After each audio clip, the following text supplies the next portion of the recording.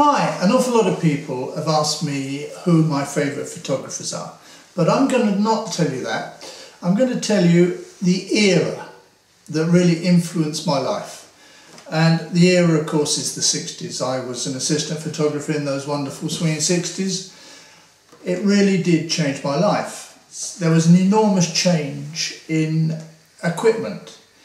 Electronic flash became a normal thing to have in the studio, whereas before that it was big tungsten lights like the cinema. Or even flash where we just changed the bulbs. So that was an enormous change. I remember the first softboxes. I think I was in one of the studios that had one of the first. You couldn't buy a softbox, you had to have one made. And they were big softboxes. We used to haul them up on cables. Film as well improved dramatically in the early 60s, so it enabled us to use smaller format cameras. Before, the 10x8 camera was used for fashion. In the States, in New York, they were using thousands of sheets on a fashion shoot. You can imagine what that would cost. So in the 60s we were able to have a handheld camera, normally the Rolleiflex, twin lens reflex in those days, and then it moved on to the Hasselblad. Now photographers, particularly in the fashion world, like Beaton, Avedon, they were very staid photographers. John French, very staid photographers that would set their models in a position and then take the photograph. Probably because they were on large format and they had to get it right in as fewer goes as they could. But with the advent of the smaller equipment, it left the door open to young guys that didn't have this staid look and weren't particularly well educated. Now there were 4 photographers that came out really in the 60s that I think of as the gods.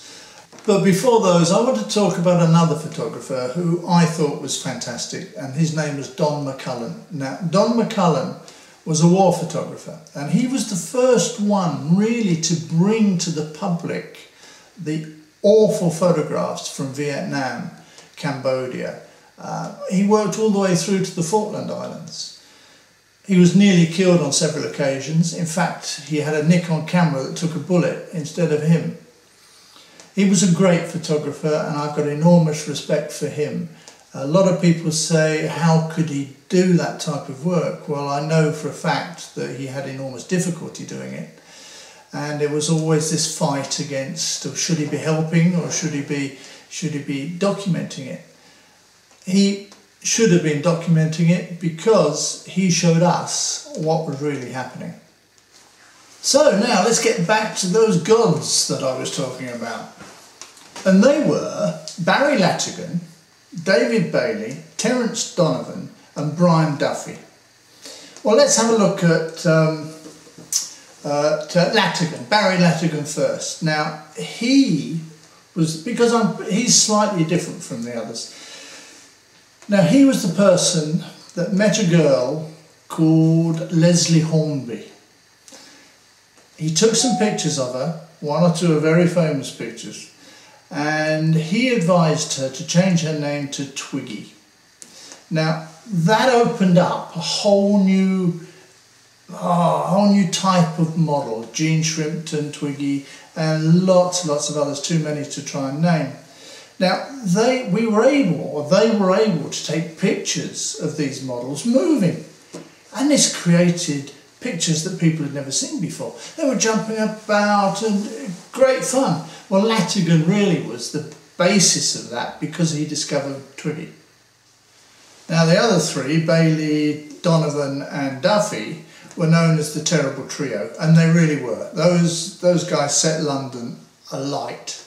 Nightclubs, everywhere they went, model agency parties. These guys were really the top guys of the 60s.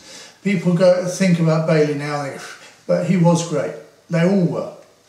Now, Bailey and Donovan started with John French, and as I've said, John French they started as assistant, and John French was very staid. Duffy started, in fact, in a studio that I worked in lots of years before me, He was an assistant at Carlton Studios. Now that was a very disciplined studio, and he was fired.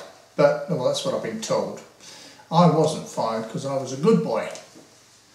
Now, one of the remarkable coincidences about the Terrible Three, or the Terrible Trio, was that they were all born in the East End of London. They all left school at 15 years old. They all lived in London just after the war, amongst all the buildings that had been bombed, etc. So they didn't have that outlook on life that the older fashion photographers did have. The more educated the ones, some of them, well, John French was a Grenadier Guard. So a lot of them came from totally different backgrounds. Another coincidence was depression. Duffy and Donovan both suffered greatly from depression. In fact, Donovan brought his life to an end in 1966.